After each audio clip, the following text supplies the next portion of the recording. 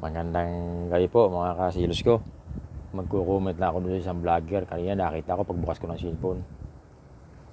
Si raw ay dating OFW, simpleng OFW, ngayon ay vlogger na. Ako naman po ay simpleng magtatanim lang dito sa amin, sa bukid. Magtatanim po ako ng kamuting kahoy sa kamuting bagay dito sa amin. Siya po ay nananawagan sa mga sundalo na pababayin na ang mahal na Pangulo at paupuin na si Sara.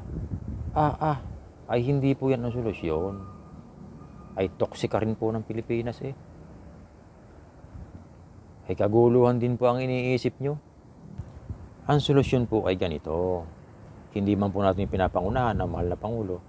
Mag-utos po ang mahal na Pangulo sa mga mambabatas na gumawa ng isang batas na pipigil po sa mga pagnanakaw na yan sa kaban ng bayan.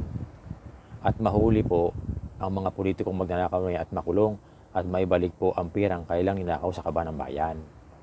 Yun po. Pag nangyari po yun, aalwan po ang Pilipinas. Hindi po solusyon yung iniisip nyo na ganun. Halimbawa po, ito, sample po, yung sinasabi kong batas. Halimbawa po yung bitay. Yan po ay pag nasampulan ng 1, 2, hanggang 5 na bitay po yan. Yung mga politiko, mga magnanakaw niyan. Siguro naman po yung mga usod pong mga politiko dyan, hindi na pa magnanakaw sa kaban ng bayan.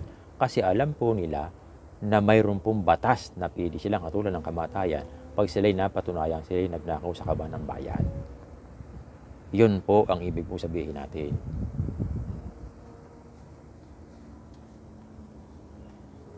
Yun lamang po at marami pong salamat. Sana inaunawaan po ninyo at naintindihan. Marami pong salamat. God bless you po.